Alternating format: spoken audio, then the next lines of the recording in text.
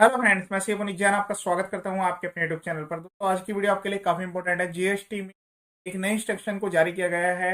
ये इंस्ट्रक्शन जो है एसएससी की फेवर्स में है। वीडियो काफी शॉर्ट में रहेगा। जितने भी जीएसटी के नोटिस आ रहे हैं सबके प्रॉपर सॉल्यूशन यहाँ पर दिया गया है।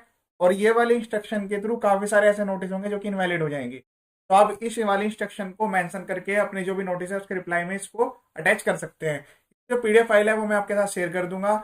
ये लेटेस्ट इंस्ट्रक्शन यहाँ पर जारी की गई है। सेक्शन नंबर 04 है और सीजीएसटी यानी कि सीबीआईसी के थ्रू ये इशूड है। और ये किसी भी मतलब स्टेट डिपार्टमेंट हो या सेंट्रल डिपार्टमेंट, किसी भी दोनों टाइप के डिपार्टमेंट में थोरली एप्लीकेबल होगी। ठीक है। Serving of summary of notice in form GST DRC 01 and uploading of summary of in form GST DRC 07। अब ध्यान से समझिए कि इसमें क्या लिखा गया है। इसमें लिखा गया है जितने भी प्रोविजन जीएसटी जो कि नोटिस वाले प्रोविजन है या फिर डिमांड फाइनल करने वाले प्रोविजन है, सेक्शन का रेफरेंस दिया है 52, 73, 74, 122, 123। ये प्रोविजंस अलग अलग हैं। सब इनके जो सेक्शंस में अलग अलग पॉइंट लिखे गए हैं। पर आप यहाँ पर ये समझिए कि जो सेक्शन है वो या तो नोटिस भेजने के लिए है या फिर डिमांड भेजने के लिए। दोनों के लिए इन्होंने यहाँ पर क्या लिखा है कि जब भी कोई भी प्रॉपर ऑफिसर जब किसी भी सेक्शन के अंडर में नोटिस इशू करेंगे या फिर डिमांड ऑर्डर जारी करेंगे, ध्यान से समझिएगा। इन्होंने पहले पूरी यहाँ पर पॉइंट टू पॉइंट सब चीजें लिख दी। फिर उसके बाद इन्होंने बताया कि जब कोई भी ऑफिसर प्रॉपर ऑफिसर 52, 73, 74, 122 ये जो भी नोटिस भेजे जा रहे हैं, जब भी एसएससीओ पर सर्व किया जाएगा by the proper officer electronically on the portal in form DRC 01।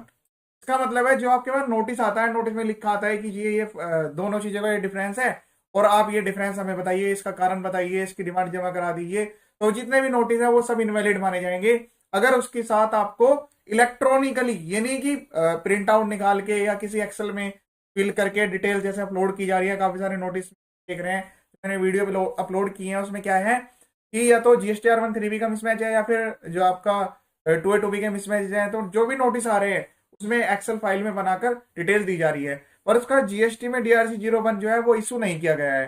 तो इसमें इसीलिए यहाँ पर क्या लिखा गया है, जो नोटिस दिए जाएंगे उसमें भी जो प्रॉपर ऑफिसर है वो जीएसटी डीआरसी 01 उसके साथ इशू करेंगे। ठीक है। इसी तरह से इन्होंने ये बताया जब ऑर्डर पास होगा, जो डिमांड ऑर्डर फाइनल होते हैं सेक्शन 52, 62, 63, 64 असेसमेंट ऑर्डर हो गए, 70, 74 ये वाले प्रोविजन के अंडर में जो भी प्रॉपर ऑफिसर जब ऑर्डर जारी करेंगे या फिर उनको इलेक्ट्रॉनिक अपलोड करेंगे पोर्टल पर, तो उसमें फॉर्म जीएसटी या डीआरसी 07 भी समरी में अटैच होना जरूरी है। मतलब ये इलेक्ट्रॉनिकली आएगा, अटैचमेंट हो या ना हो, इलेक्ट्रॉनिक आपको सर्व पीडीएफ फॉर्म में जो मैंने नोटिस आपको दिखाए हैं। अगर ऐसा नहीं हो रहा है तो फिर ये नोटिस जो है वैलिड नहीं माना जाएगा। इन्होंने यहाँ पर क्लियरली लिख दिया। देखिए क्या लिखा है, ये आपके लिए यूजेबल पॉइंट है। It is highlighted that non issuance of summary of such notice या फिर ऑर्डर। तो नोटिस के लिए जो सेक्शन है ऊपर मैंने बता दिए, फिर ऑर्डर के लिए बता दिए। पहले नोटिस हुआ है, फिर उसके कंप्लाई करने के लिए कंप्लाई अगर नहीं हुआ है तो ऑर्डर भी जारी होते हैं। सेक्शन 62, 63, 64 में नोटिस नहीं आते, इसके डायरेक्ट ऑर्डर जाते हैं। इसलिए इसमें ये भी इंक्लूड किया गया है। Order electronically on the portal is in clear violation of explicit provision of CGST rules. ठीक है। यानी कि ये वायलेशन माना जाएगा। जब वायलेशन हो गया तो फिर जो नोटिस भेजा जा रहा है या फिर जो ऑर्डर भेजा जा रहा है उसको इनवैलिड कंसिडर किया जाएगा। Besides serving, uploading the summary of notice order electronic on the portal not only makes the said notice order available electronically to the taxpayer on the portal but also helps in keeping a track of such proceedings। मतलब यही नहीं है कि केवल बस upload कर दिया, उसकी प्रॉपर ट्रैकिंग होनी जरूरी है कि कल को ऑफिसर वेरीफाई करे, जो टैक्स पेयर है वो भी वेरीफाई करे, अपनी प्रोसीडिंग्स को देख सके। And consequential action in respect of recovery appeal, recovery के टाइम पर या कोई सामने मतलब अगर एसएससी अपील फाइल करना चाहता है तो उसको दिखे ये प्रॉपर यहाँ पर इस डेट में नोटिस आया था, फिर इस डेट में रिप्लाई सबमिट हुआ था, फिर इस डेट में ऑर्डर की समरी के पॉइंट्स इसमें क्या समरी अपलोड की गई थी, किनके रिप्लाई फाइनल हुए। जैसे इनकम टैक्स में क्या होता है ई प्रोसीडिंग्स के अंदर आती है सारी चीजें, तो उसी टाइप की चीज यहाँ पर भी इंस्ट्रक्शन जारी की गई है। Subsequent to issuance of such notice या ऑर्डर, ठीक है, उसकी एक प्रॉपर यहाँ पर चैन होनी चाहिए कि प्रॉपर प्रोसीडिंग्स किस तरह से चली है, उसकी क्या ट्रैकिंग है। Accordingly any deviation from the requirement under CGST rules may adversely impact record keeping under GST. Further, such an action may also impact further proceedings of appeal and or to recovery to done seamlessly of the portal। ये appeal में भी बाद में problem आएगी।